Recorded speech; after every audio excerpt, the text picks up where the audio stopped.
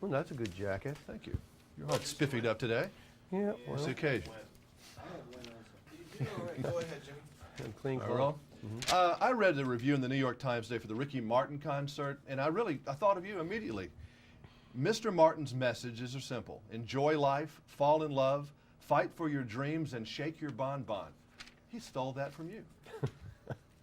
Well, I actually was in a show with Ricky Martin last year, and I didn't really know who he was yet, but I knew he was about to be who he is now.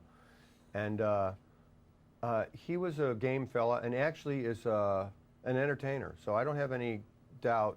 People say he's going to be around for a long time. He's not Shake just your bonbon. That's you. I mean, that's pretty much how you get through life, isn't it? Shaking your bonbon. He actually had at some point he said, "Why don't I dance across the stage and back?" You know, and I thought, all right, you go ahead and do that. And he did it, and it worked. And I thought, well, God, if you know what you can do and you can do it, then you will last for a while. I mean, another life you could have been Ricky Martin. I mean, you have that talent.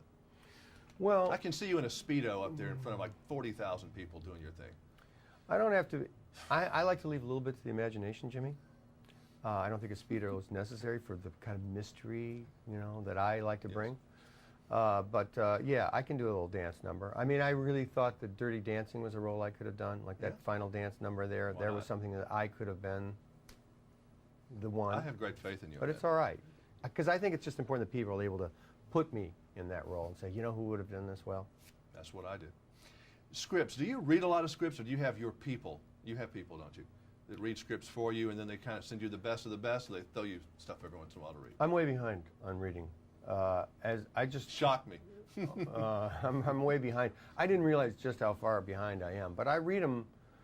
I don't really have. I have an agent, but and they get more. They get scripts, but they're reading for the whole world. Are they reading dramas for you or comedy?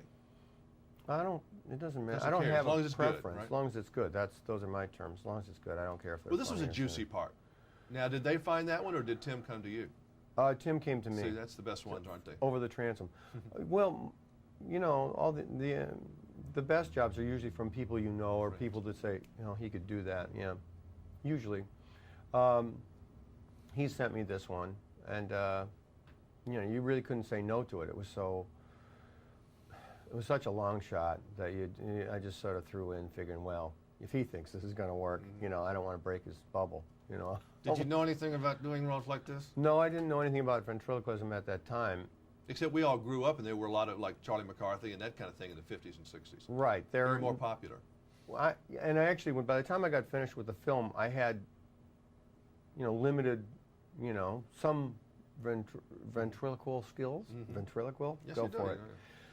I'd learned enough of it, and I thought, well, gosh, should I just go further now and really try and get good at this? And I haven't.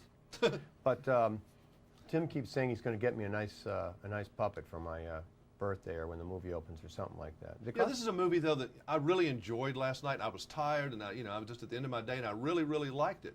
And I just wonder if people are going to run out and say, I need to see this, because I don't know that they really will understand, even when they see the commercials, what it's about. It's great performances, but how do you tell somebody what you were doing in this movie? I don't know. It's tough, isn't it? Selling the movies is the hardest thing to do. How you can convince people to see a film, you know. I mean, this is a little, I mean, it's easy for me to say. I'm just like I have one small part in this film. I'm not the star, and there maybe isn't a star to it.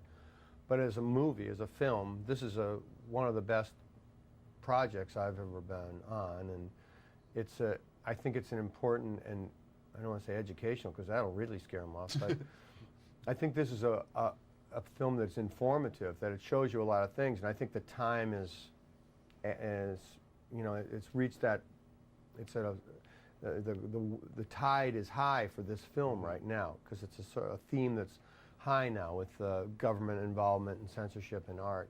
It's an important film to come out now. How do you get people to go see it? I mean, you could say to people, if you ever want to see a movie that's an American art film, this is as close as anything I've seen since something like the Citizen Kane. It's just an important movie. I liked it a lot. You were wonderful.